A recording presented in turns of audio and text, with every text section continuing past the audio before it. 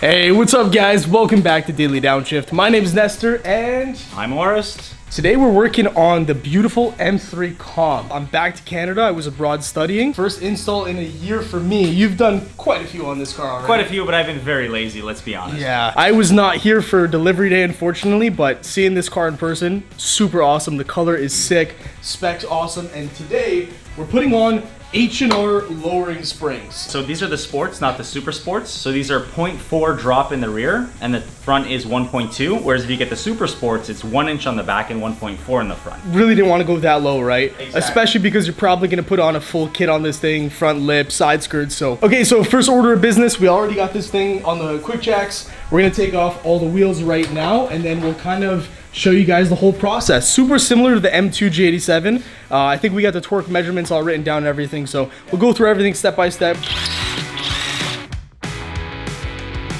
Took the wheels off really quick. We're gonna be working in the engine bay now. We're gonna go ahead and take all this stuff off.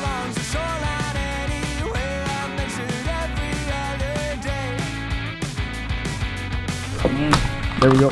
Okay, so that's out now. We put it to the side and then we have access to the bolt that we need. I think we actually bought this from ECS. I don't know if you guys can see that very well. Yeah, the Schwaben tool. It's a pass-through socket, but you have to make sure that it's the right amount of, I think it's a 12 star 18 mil pass-through socket. Great for any kind of suspension work. Okay, so the first thing we're gonna do, and I forgot to do this on my G87 M2 and I broke it, you have to disconnect the driver's side leveling sensor. It's at the bottom of the suspension, I'll show you in a second, but you have to remove that because once you drop the suspension, if that's not basically unclipped and undone, it just cracks and it's plastic, so there's no going back once you break it. You gotta remove either the top end right there, that nuts, or you gotta remove the bottom. I believe both are a 10 mil, so you got a 10 mil on there? Yep.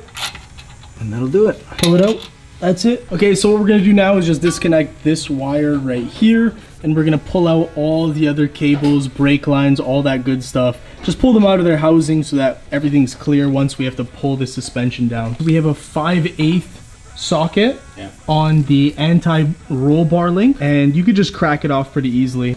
You might not have to, but we kind of raised it just to make sure that this is level and we're taking off the screw basically evenly without kind of damaging the thread. Okay, so we have the 10 mil and then we have the pass-through socket we were talking about earlier. So we disconnected the anti-roll bar link. We have the jack on the control arm, just holding it in place. We're just gonna crack this open. We got the deep offset 10 mil holding the actual inside nut. This is gonna crack it, and then after this, essentially the suspension is gonna drop down and we can throw a spring in. Pretty simple. All right, so the bolt is now out. Nothing should be holding this in place. All right, so we're coming down. You can grab the strut now. Yeah, just hold it there. And you can let go of it for the time being. But anyways, we're gonna drop this even more, then we're gonna pull this out. 100% made in Germany, just like the car. That's it. Whereas my M2 was made in Mexico, but I had German springs. Okay, so quick update in the future, guys. We actually ran into a bit of an issue while doing the front springs, but I kind of want to tell you guys what we did because it's actually super important and nobody talks about this for X-Drive spring installs. I see a lot of people removing the actual front axle bolt in the middle. Other people take off the entire top assembly in the engine bay. You don't have to do any of that to actually replace the springs if you're just doing springs. So the only thing you have to remove is obviously the top nut. You have to remove the anti-roll bar link, the driver's side leveling sensor, and then, like I said, you remove the liner, you can swing it out, replace the spring, put it back into its turret, lift it up with the jack, tighten it with the top nut. Turns out something that was supposed to be much more complicated is quite easy and very similar to rear wheel drive cars. And as you guys can see, that is the H&R spring in. Again, pretty simple process. The only thing that we had to change was the bump stop and the spring. It's actually really cool. We didn't plan this, but blue calipers, blue spring, looks really nice. Blue intakes, yeah. Everything's matched. As promised, we're on the backhand side now. We did one side off camera just to kind of figure it out, do it ourselves quickly. So now we can give you guys a good breakdown for this side. We've just taken the wheel off and we've jacked up the actual control arm, just putting a little bit of pressure on it. And so what we got to take off is just this one bolt right here. We don't have to worry about those up there since we're just taking the spring out. It is a 21 millimeter torque bar on this side, or a breaker bar, And on this side, we have a very large wrench. Now you want to get the car jacked up really high up in the air because you need a lot of leverage for this, because this bolt is tightened to 100 Newton meters plus 90 degrees of turns. And it's also very difficult to put back on once you take it off. This time my mind, it won't forget it this time. It goes faster this time, my mind, it won't forget. This time my mind, we're not there yet. This time my mind, it won't forget. This time, it goes faster and faster.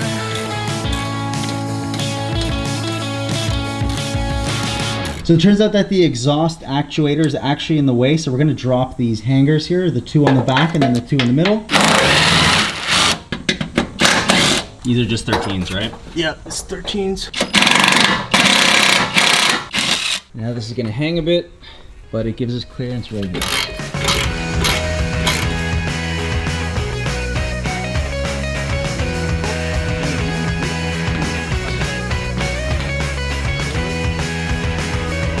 Well, here we are again.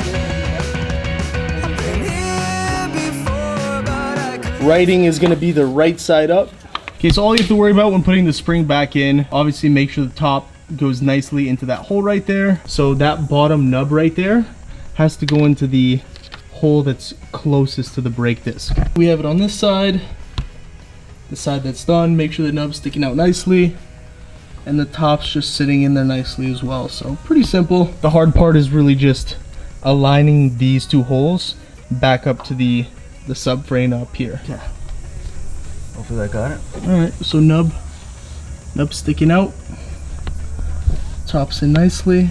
So here's our little setup. As you guys can see, we have the jack On the actual base of the control arm, that's putting some pressure on it with those blocks, and then we have this jack stand pushing up the actual wheel, the disc. Probably not the best idea, but it's helping so much. It pulls that in closer to us, which is what we need, and then Nestor is going to try to put the bolt in, and then once we get the alignment close enough, we're going to force that bolt in and then screw it in. So this is our little cheat code.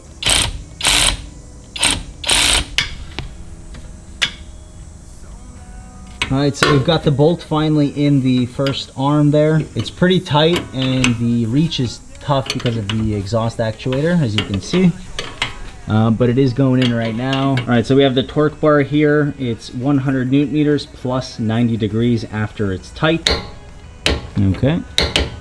So I probably tightened it beyond 100 already. So now we're just supposed to do it roughly 90 degrees. Yep. Maybe more. I say that'll do it. That's Last good. one. That's it. That's full strength. That's good. Nothing more in the tank there.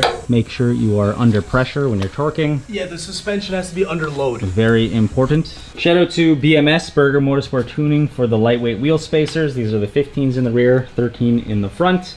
Also, they gave us that beautiful attachment so we do not damage the wheels when we install them. Nestor's gonna do the honors here. Yeah, I do all the heavy lifting around here. Somebody has to, right? There we go. He's gonna guide it on.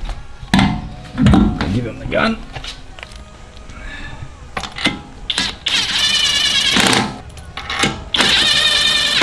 Yeah, I'm actually really curious what the spacers are gonna look like. Because you were thinking they might be a little too much, but I actually think they're gonna look really good. Yeah. And then the car is gonna be basically slammed for you.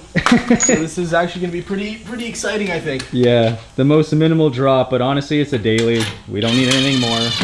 Monster truck right here. Elevator going up first, then we're gonna go down. The quick jacks are probably the best thing we've bought for all the projects we've done. Here we go. Go to the back. Yep. Clear the cables on that right tire. Clear. Alright.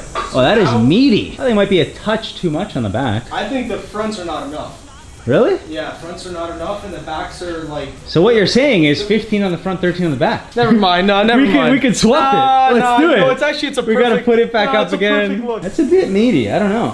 What do you have on the fronts and backs? 13 front, 15 rear. Yeah, you gotta swap them. Right? I hate to say it, I think we do. So all we did was swap the front and the rear spacers. The front is now 15, rear is 13 millimeter, as you can see.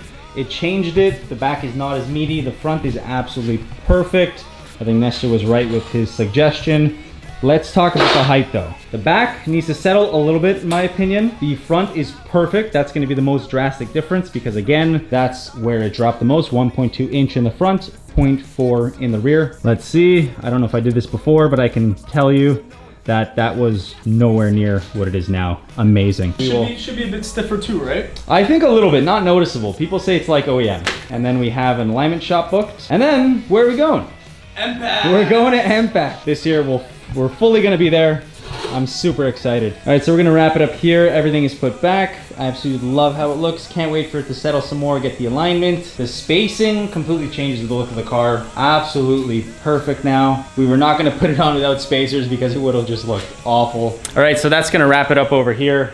We hope you guys enjoyed the install. Essentially, there were a few things that other YouTubers didn't show, which we hope we showed, but we didn't go into full detail. The back is just that one bolt, keep that in mind. The front, pull the liner. It's gonna help you significantly. It's gonna make a drastic difference to the install. Anyways, we hope you guys enjoyed. We'll see you in the next one. Take care.